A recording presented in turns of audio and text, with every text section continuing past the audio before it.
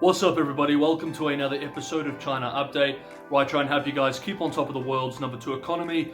My name is Tony. Guys, it's been such a huge week in terms of China developments that I decided to release 3 videos this week. This is the second of 3 videos, and this is being filmed and released Thursday evening, early Friday morning, Beijing time. Let's jump in. The current Delta outbreak is still not under control, with new local cases being discovered this week in 10 provinces, as well as the capital city of Beijing. New case numbers have moved from dozens every few days to hundreds every few days, with case numbers in the highly sensitive city of Beijing, the capital, increasing too. On Wednesday, Beijing said that they have detained 37 people and pressed criminal charges on 30 who have, quote, violated laws related to COVID control, end quote. Dozens of officials across several regions, including top party positions, have also been fired from their roles in the government. Now, some of you may be asking, Tony, there are millions of new cases around the world. What is the big deal about a few hundred new cases in China? The reason that this is a big deal is that China is one of only a few countries in the world that is pursuing an extreme zero tolerance policy when it comes to COVID-19. This means that even one case can result in a massive local and central government response. This is often very disruptive for hundreds of thousands of people and very economically costly. Some measures have been quite extreme indeed. For example, on Saturday, a county in Jiangxi province made an emergency announcement that, quote, all the traffic lights in the county would be switched to red to reduce unnecessary traveling, end quote. The decision was reversed soon after, however. As new cases spread to new areas, these costs and disruptions increase too. If an outbreak becomes uncontrollable, Beijing only has 2 choices. 1, double down and implement a nationwide lockdown like it did in Wuhan and Hubei in early 2020. This would be incredibly expensive, likely increasing the national debt to GDP ratio by 40 to 60%, and it may not work. Or 2, begin a controlled opening up like the rest of the world, which would mean a surge in COVID cases, but if managed well, limited deaths and hospitalizations. A managed opening up would also mean that perhaps it would be easy or easier for those stuck outside the country, particularly students, foreign students at Chinese universities, to get back into the country. Again, that is only if the country decided to abandon the zero tolerance position and move towards a controlled or managed opening up. The decision may be forced on Beijing, however, if they cannot get this current outbreak under control. At the moment, though, the official view from Beijing remains that the zero tolerance policy is here to stay. Top public health expert and official Zhou Nanshan expressed in an interview on Wednesday, quote, I think China's zero tolerance strategy doesn't cost too much. It's a relatively low cost approach, end quote. State media has made the case even more forcefully, with the Global Times this week expressing in an article, quote, China cannot abandon its zero tolerance approach for now, despite attacks in Western media, in an attempt to drag China into the same quagmire they are experiencing, end quote. We may be seeing signs that Beijing is going to blink in its efforts to force property developers to deleverage and for the economy to move away from the property sector, a sector that China has long relied on to achieve high growth levels, at least for the last few decades.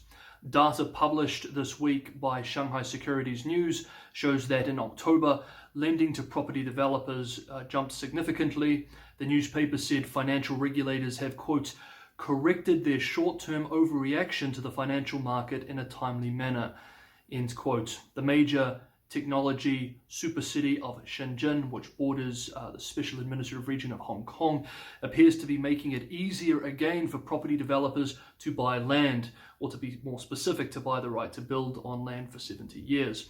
We remember that local governments rely heavily on land sales as a major revenue source.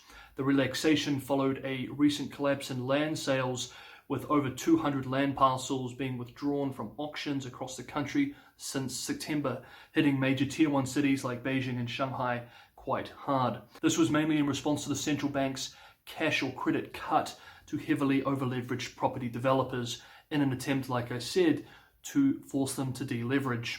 Along with Shenzhen, Jiangsu's provincial capital of Nanjing, as well as Suzhou, a major city, an hour high-speed rail trip from Shanghai, have also lowered the threshold for developers to participate in the land sales.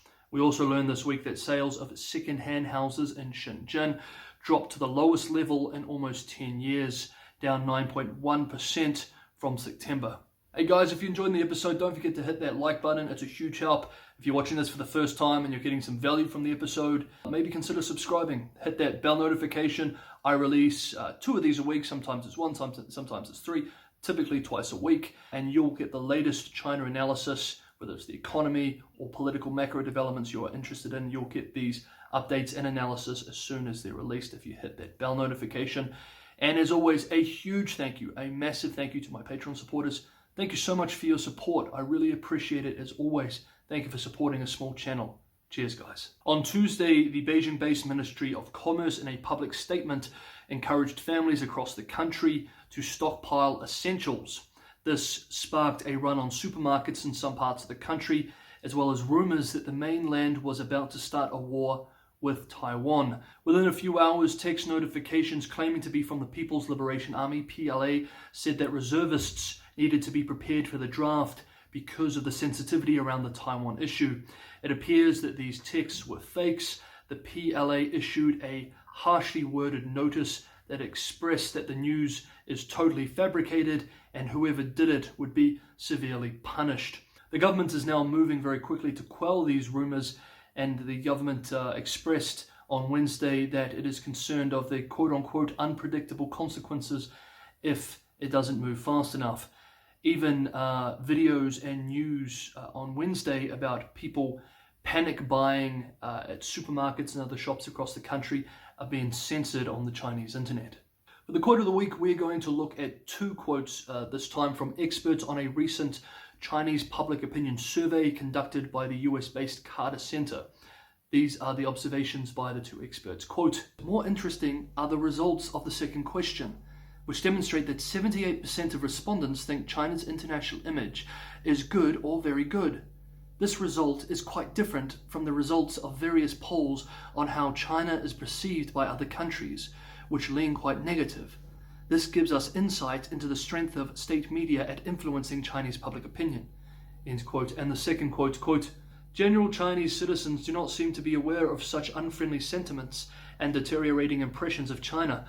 The public opinion bubble within China that insulates Chinese people from information about China's image abroad could be potentially dangerous, as China's risky and provocative diplomatic and military endeavors overseas may face relatively little domestic constraint." End quote. And last up, in July, we discussed Beijing's devastating crackdown on the private tutoring industry. I thought it would be useful now, a few months later, now that a few months have passed, to have a look at the aftermath of that policy. As you guys may recall, in July, private academic classes on weekends and holidays were banned. Education firms were prevented from opening new centers or raising capital. And from January 2022, next year, all for-profit academic tutoring would be banned. The government argued that the crackdown was necessary to protect children from burnout, reduce inequality, and reduce the cost of raising children for parents. On the eve of the crackdown, China's tutoring sector was worth an incredible $300 billion and employed over 10 million people.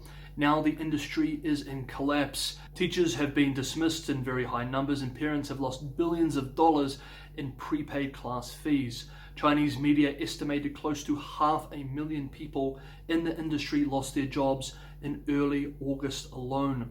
The Ministry of Education believes that 40% of the previous 128,000 domestic tutoring firms across the country have closed down in the last few months. The crackdown is being implemented firmly by the government too. Beijing alone has already shut down over 90% of what are now illegal tutoring centers. In the city of Hangzhou, about an hour or so from Shanghai, authorities are offering a 50,000 RMB, or approximately $8,000 reward to anyone who provides tips about quote-unquote illegal tutoring activities. Okay guys, that is China Update for this week. Well, the second of 3 this week at least. Throw your comments below. I always love hearing from you guys, wherever you are. Hope you're keeping safe, keeping sane. I will see you next time on China Update.